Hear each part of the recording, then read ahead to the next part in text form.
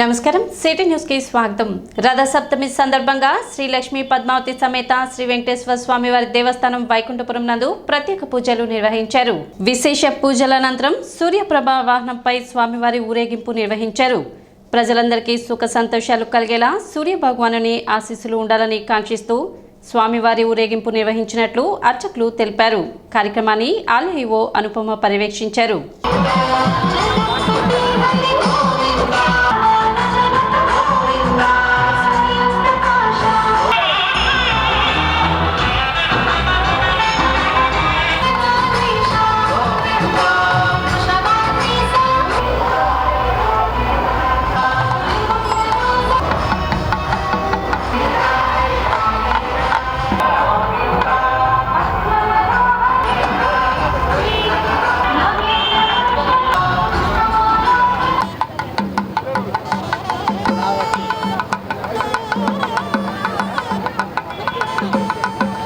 శ్రీ లక్ష్మీ పద్మావతి సమేత వెంకటేశ్వర స్వామి దేవస్థానం నుంచి రథసప్తమి సందర్భంగా ఉదయం విశేష పూజా కార్యక్రమాలు, తదనంతరం స్వామివారిని వాహనం మీద వేయించేపు చేయటం, సూర్యప్రభ వాహనంలో ఈ రోజున స్వామివారికి క్షీరాన్నాన్ని నివేదన చేసి ప్రజలంతా కూడా సుఖ సంతోషాలతో ఆయురారోగ్యంతో భోగభాగ్యాలతో ఉండాలని ప్రత్యేకించి రథసప్తమి రోజున సూర్యభగవానికి ఆరాధన చేసి అర్చన చేసి అందరికీ శుభాన్ని చేకూర్చమని ఆ భగవంతుడిని ప్రార్థిస్తూ ఆరోగ్యాన్ని ప్రసాదించే సూర్యుడు ఆరోగ్య ప్రదాత, అందుకని ప్రత్యేకించి ఈ రోజున క్షీరాన్నాన్ని స్వామికి నివేదన చేసి అందరికీ భక్తులందరికీ కూడా ప్రసాదం వితరణ చేయటం జరిగింది। ఈ కార్యక్రమాన్ని దేవస్థానం సహాయ కమిషనర్ శ్రీమతి బి అనుపమ గారి ప్రత్యేక పర్యవేక్షణలో మంగళవాద్యాలతో భక్త సమూహంతో స్వామివారు గ్రామోత్సవానికి వేయించేయటం జరిగింది। కృష్ణా గుంటూరు జిల్లాల పట్టభద్రుల ఎమ్మెల్సీ ఎన్నికలకు సంబంధించి తెనాలిలో 26 పోలింగ్ కేంద్రాలను గుర్తించినట్లు ఎన్నికల అధికారులు బండి శేషన్న గోపాలకృష్ణలు తెలిపారు। సోమవారం ఎన్నికల నోటిఫికేషన్ విడుదలైందని, ఇందులో భాగంగా జిల్లా కలెక్టర్ కార్యాలయంలో ఉదయం 11 గంటల నుండి 3 గంటల వరకు నామినేషన్ స్వీకరించడం జరుగుతుందన్నారు। ఫిబ్రవరి 11వ తేదీ నామినేషన్ల స్వీకరణకు చివరి తేదీ అని తెలిపారు। ఫిబ్రవరి 11న నామినేషన్ల స్క్రూటినీ, 13 నామినేషన్ల ఉపసంహరణ ప్రక్రియ ఉంటుందన్నారు। ఫిబ్రవరి 27న జరిగే ఎన్నికలకు సంబంధించి తెనాలిలో 26 పోలింగ్ కేంద్రాలను గుర్తించినట్లు తెలిపారు। ప్రతి ఓటరు వారి యొక్క ఓటు హక్కును వినియోగించుకునే విధంగా కృషి చేస్తామని తెలిపారు। ఎమ్మెల్సీ ఎలక్షన్కి సంబంధించిన ప్రక్రియ ఈ రోజుతో మనకు మొదలైంది। 3వ తారీఖున నోటిఫికేషన్ ఇష్యూ చేయాలనేసి సిఇఓ గారు ఇచ్చినటువంటి ఆదేశాల కారణంగా ఇందాకనే జిల్లా ఎన్నికల అధికారి గారు నోటీస్ ఇచ్చారు। దాన్ని మాకు కూడా డైరెక్షన్స్ ఇచ్చారు। ప్రామినెంట్ ప్లేసెస్లో నోటిఫై చేయండి చెప్పారు।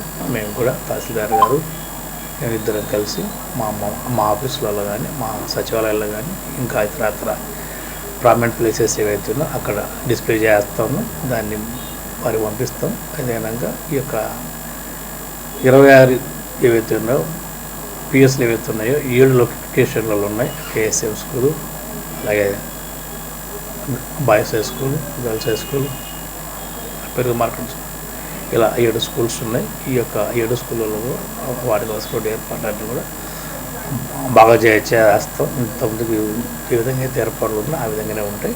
సో ప్రతి ఒక్కరు కూడా ఓటు హక్కు ఉన్నటువంటి ప్రతి ఒక్కరు కూడా తమ యొక్క ఓటు హక్కును చక్కగా వినియోగించుకోవడానికి అవసరం ఏర్పాట్లన్నీ ఉంటాయి కాబట్టి ప్రతి ఒక్కరు కూడా ఓటు హక్కును వినియోగించుకునేసి ప్రతి ఒక్కరిని కోరుతున్నాం। సో కృష్ణా గుంటూరు గ్రాడ్యుయేట్స్ కాన్స్టిట్యున్సీకి సంబంధించి ఈరోజు ఎన్నికల నోటిఫికేషన్ విడుదలైంది।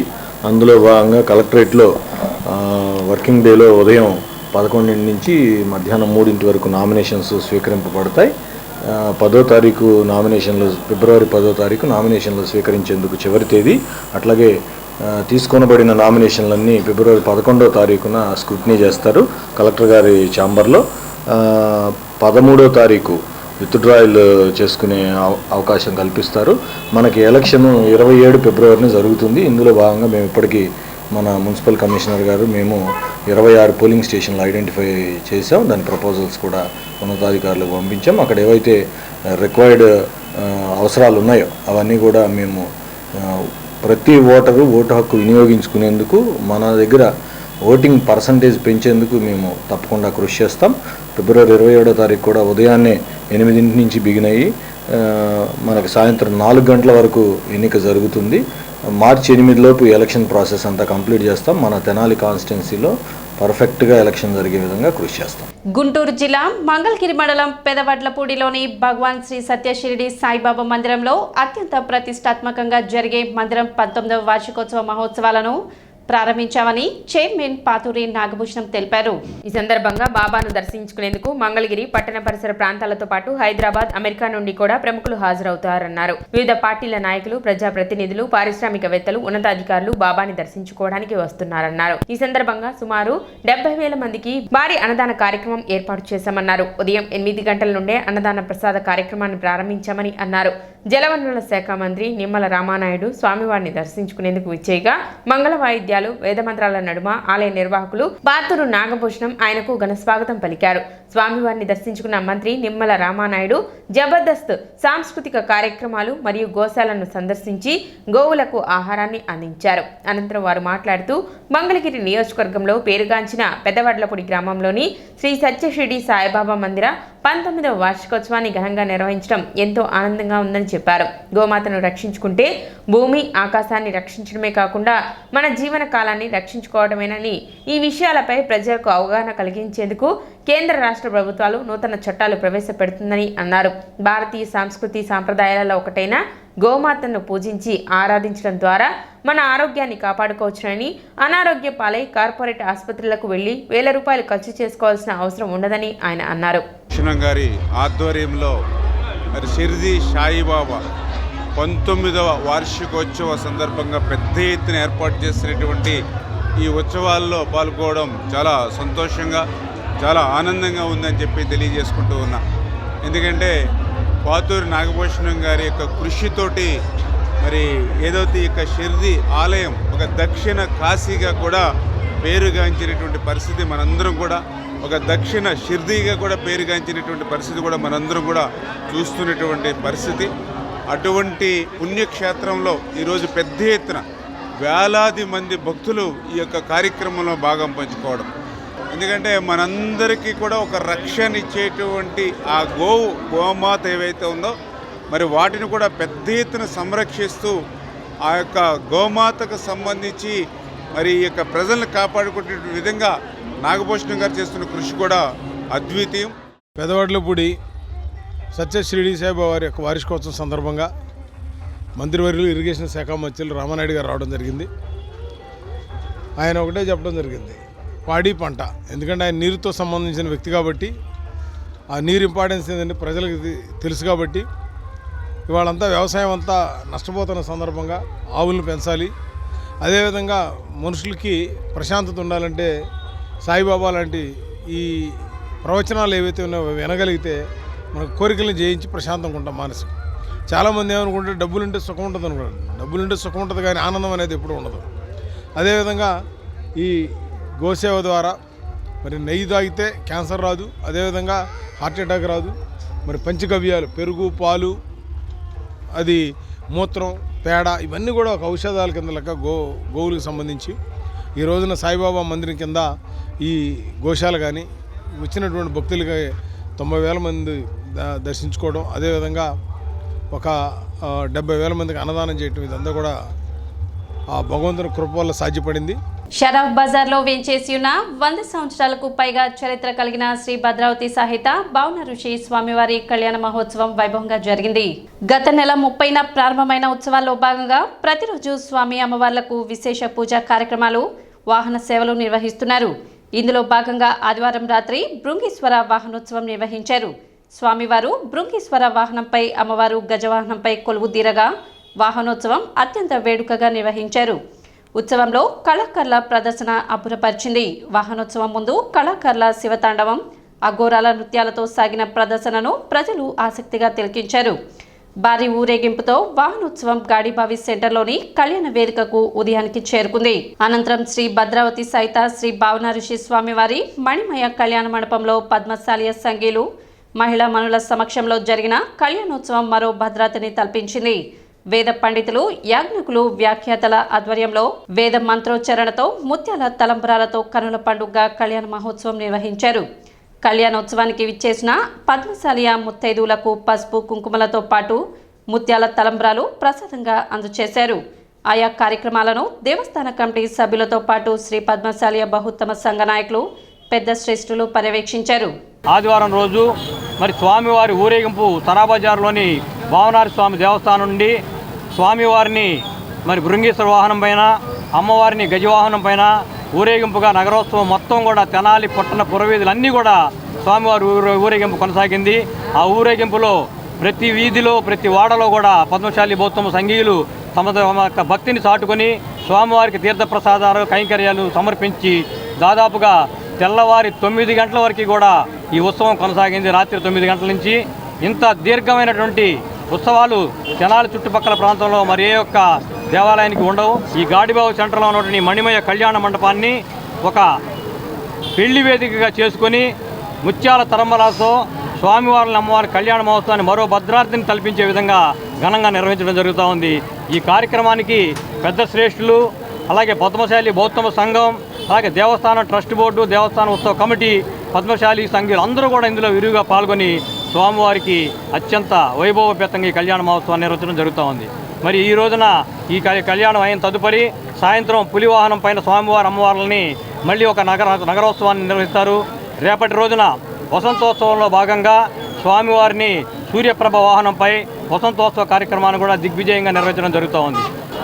శ్రీ భద్రావతి సరస్సు భవనోత్సవం స్వామివారి కళ్యాణ మహోత్సవంలో భాగంగా ఇది ఆదివారం రాత్రి స్వామివారిని భృంగీశ్వర వాహనం పైన, అమ్మవారిని గజవాహనం పైన గ్రామోత్సవం నిర్వహించి సోమవారం ఉదయం వేకువజామున తెనాలి గాడిబావు సెంటర్లో గల కళ్యాణ మండపం వద్ద స్వామివారిని అమ్మవారిని కళ్యాణ మండపాన్ని తీసుకొచ్చి ఇక్కడ ఘనంగా కళ్యాణం నిర్వహిస్తున్నారు. ఈ కార్యక్రమాన్ని దిగ్విజయంగా పూర్తి చేయాలని సంఘీయులందరినీ కోరుకుంటున్నారు. తెనాలి ప్రీమియర్ లీగ్ కు ఎన్నిక కాబడిన క్రీడాకారుల అభినందన కార్యక్రమం జరిగింది. స్థానిక లక్ష్మీ డిలక్స్ వద్ద గల టెక్నోసాఫ్ట్ కార్యాలయంలో జరిగిన అభినందన కార్యక్రమంలో అత్యధిక పాయింట్లు సాధించిన క్రీడాకారుడు షేక్ సోఫియాన్ బాషాను ఘనంగా సత్కరించారు. కార్యక్రమంలో వినయ్ కుమార్, కోచ్ మాలిక్, సాయి చరణ్, హుస్సేన్, మంజూర్ తదితరులు పాల్గొన్నారు.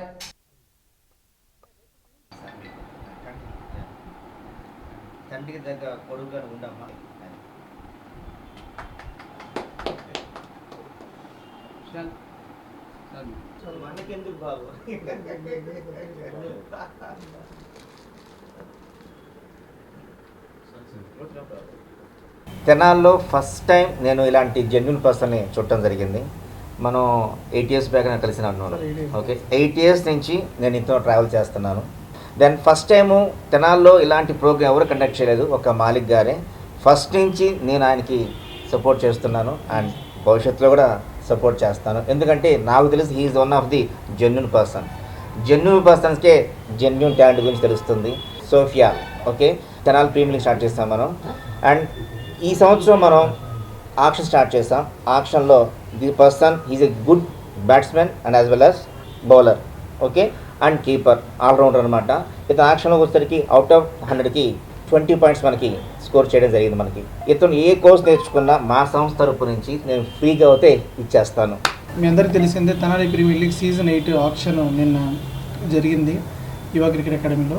మరి ఈ ఆక్షన్ గాను ఒక 60 మంది క్రీడాకారుల్లో మరి అండర్ 14 కేటగిరీలో జరిగిన ఆక్షన్లో 22 pointsతో హైయెస్ట్ ఆక్షన్గా మరి ఈ సంవత్సరం షేక్ సూఫియాన్ నిలబడడం జరిగింది. మరి ఈరోజు అతను ఎన్నుకోబడిన ఆ సందర్భంగా మరి ప్రత్యేకంగా మాకు ఎప్పటి నుంచో మిత్రులు వినయ్ గారు మరి ఈరోజు మమ్మల్ని అందరినీ పిలిచి మరి ఆక్షన్లో సెలెక్ట్ అయిన క్రీడాకారుని అభినందించి మరి వాళ్ళ తల్లిదండ్రులను అభినందించి మరి ముఖ్యంగా మంచి మాట ఏంటంటే అతను ఇక్కడ ఏ కోర్స్ నేర్చుకున్నా కూడా ఫ్రీగా సార్ ఎప్పుడు ఒక సంవత్సరంలో 5గురికి ఫ్రీగా నేర్పిస్తూ ఉంటారు. ఈరోజు మా అకాడమీ తరఫు నుంచి ఒక పిల్లని తీసుకొస్తే మాకు సార్ ఆ సపోర్ట్ చేయడం ఇది వెరీ సపోర్ట్. వాళ్ళ తల్లిదండ్రులు కానీ మంచి ఒక ఆనందకరమైన విషయం. టీపీఎల్ 8th సీజన్ నిన్న ఆక్షన్ ఘనంగా జరగడం జరిగింది. మరి అందులో భాగంగా మరి 3 టీమ్స్గా ఉంటే 3 టీమ్స్ ఒక టీంకు సంబంధించిన దాంట్లో హైయెస్ట్ 100 పాయింట్స్లో 22 పాయింట్స్ సూఫోన్ మరి దానికి సెలెక్ట్ అవ్వటం, దానికి మళ్ళీ ప్లేయర్గా మనోడు రావటం, ఆల్రౌండర్గా ఉండటం, దానికి మళ్ళీ యువ క్రికెట్ అకాడమీలో జాయిన్ అవుతే ఇరుకుమరి క్రికెట్ అకాడమీల ద్వారా ఎలాంటి సహకారాలు అందుతాయో మరి ఇది ఒక నిదర్శనం. తిని ఏ కోర్సు నేర్చుకుందాం అనుకున్నా కానీ వాళ్ళ ఒక సంస్థ ద్వారా, టెక్నోసాఫ్ట్ సంస్థ ద్వారా సార్ తినికి ఫ్రీగా ఇవ్వటం జరిగింది. మరి సిటీ న్యూస్ ఇంతటితో సమాప్తం. నమస్కారం.